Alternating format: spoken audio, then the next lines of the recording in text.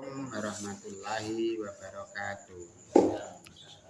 Malam ini kita membahas kisah-kisah tentang kematian kita yang masih banyak kekurangan di dalam bentuk budaya maupun perjalanan doa. Kadang-kadang masih banyak perbedaan yang menjadi khilafiyah.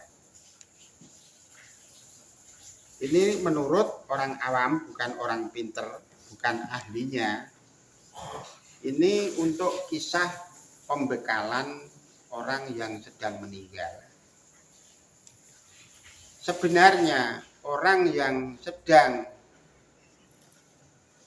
koma, menurut bahasa kita, sedang koma mau meninggal, itu harus diiringi doa pembekalan.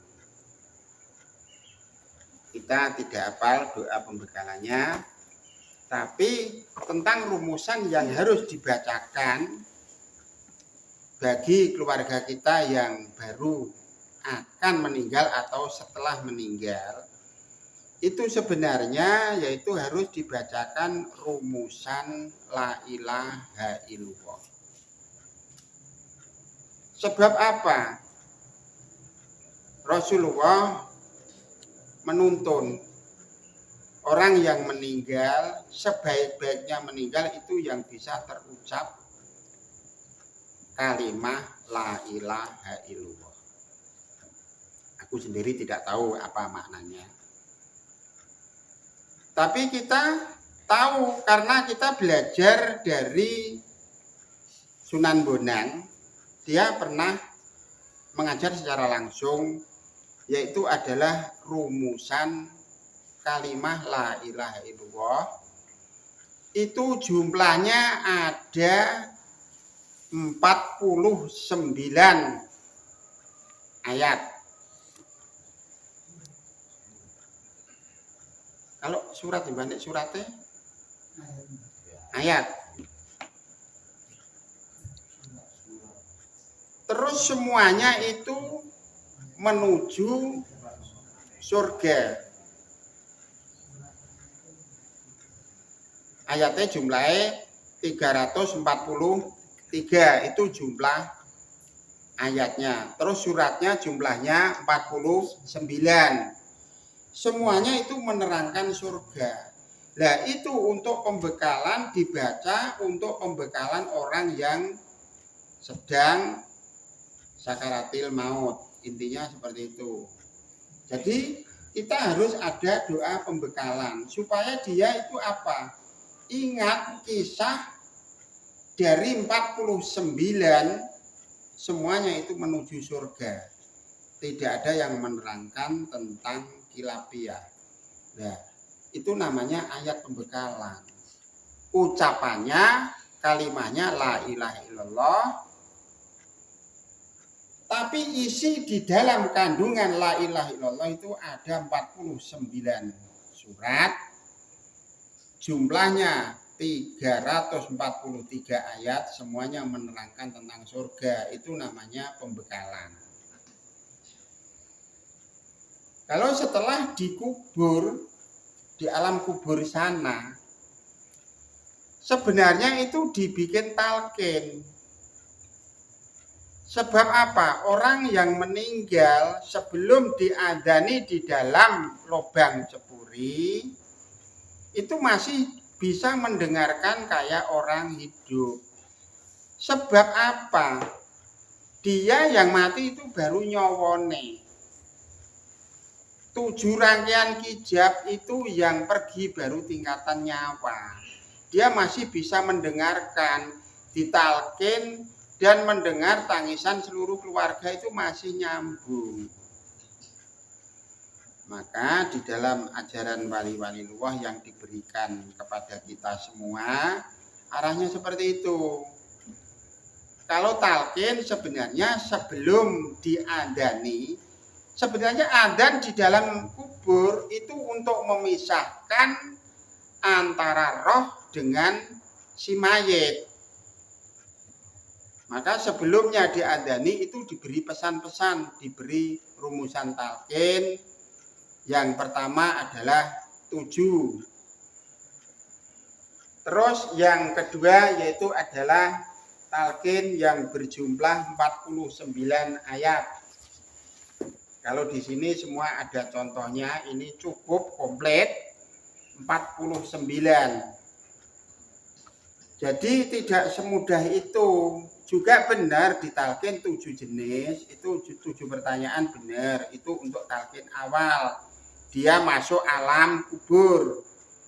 Setelah di alam kubur, dia ingin mencapai nikmat kubur atau siksa kubur, itu diberi talqin 49. Mungkin ajaran-ajaran ini di luar sana belum ada, tapi di sini sudah lengkap. Sebabnya apa? Kadang-kadang dikatakan tempat sesat tapi malah lebih lengkap. Intinya seperti itu. Ini kita punya bukti dialognya antara orang hidup dengan yang mati. Apa yang perlu disampaikan itu ada semuanya.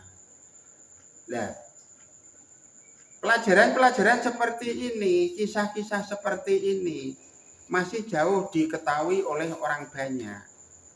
Maka kadang-kadang kita semua jangan diri kita lah yang paling benar. Justru orang yang dikatakan goblok itu sebenarnya malah banyak ilmu untuk mempelajari di dalamnya.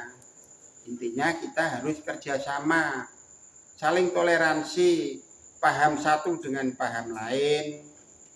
Semuanya itu sebenarnya adalah demi keselarasan dan keseragaman kita. Jadi rumus tahlil itu benar. Aku punya rumus tahlil lengkap. Kita tidak pernah menyalahkan rumus tahlil. Mungkin orang banyak belum tahu dasar dan rumusnya. Di sini sudah paham rumus dan dasar tahlil.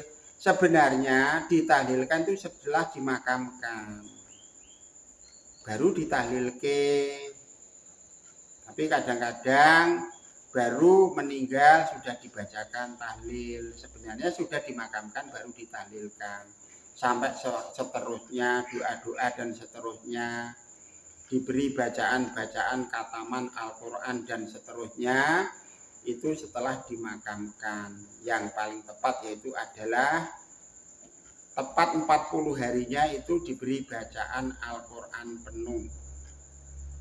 Sampai katam. Sebab apa? Kehidupan dia dengan kehidupan Al-Quran sama. Makanya tentang Al-Quran itu sebenarnya hidup maupun mati harus berpegangan Al-Quran. Fadilah maupun bacaan. Al-Quran yang berbentuk wujud maupun yang tidak mewujud itu harus ditempelkan pada roh dan jiwanya si mayit. Supaya bisa tertolong di alam sana. Sebab semasa hidupnya dia hanya kebanyakan mencari makan dan kebutuhan dunia. Banyak yang lupa akan kematian. Itu terbukti hampir semua orang bentuknya seperti itu. Yang ingat tentang kematian itu bisa diprosentase. Ya ingat mati, tapi apa pelajaran yang harus kita tempuh di dalam kehidupan untuk kematian, itu yang sangat kurang. Maka teman-teman kita semua marilah belajar untuk pelajaran kematian. Kalau belajar hidup rumusnya kecil, tapi kalau belajar rumus kematian itu adalah 1000 kali lebih rumit daripada kehidupan.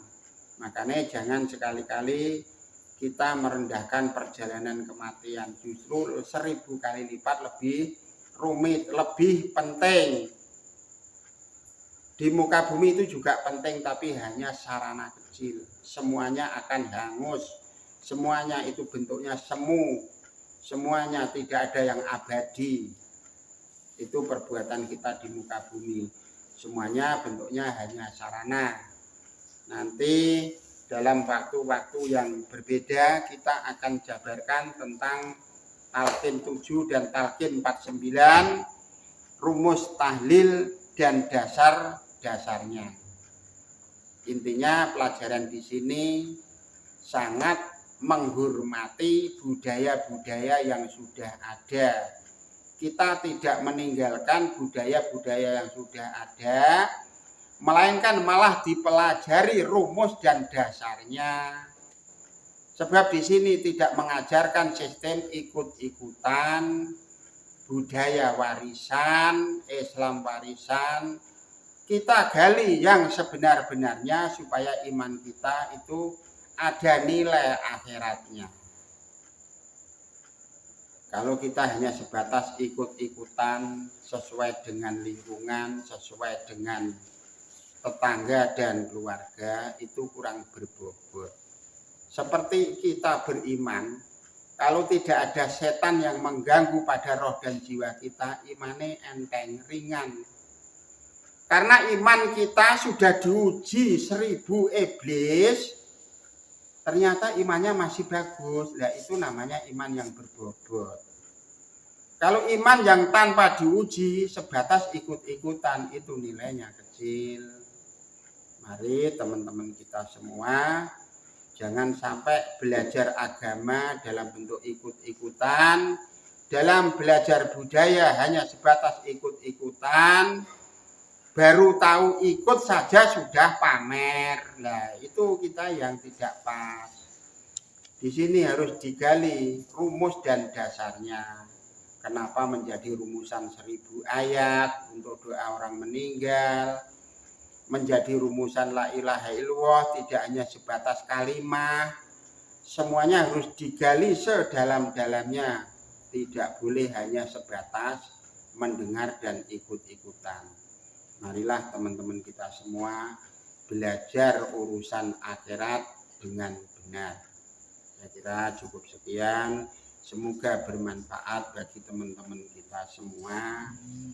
Cukup sekian, wassalamualaikum warahmatullahi wabarakatuh.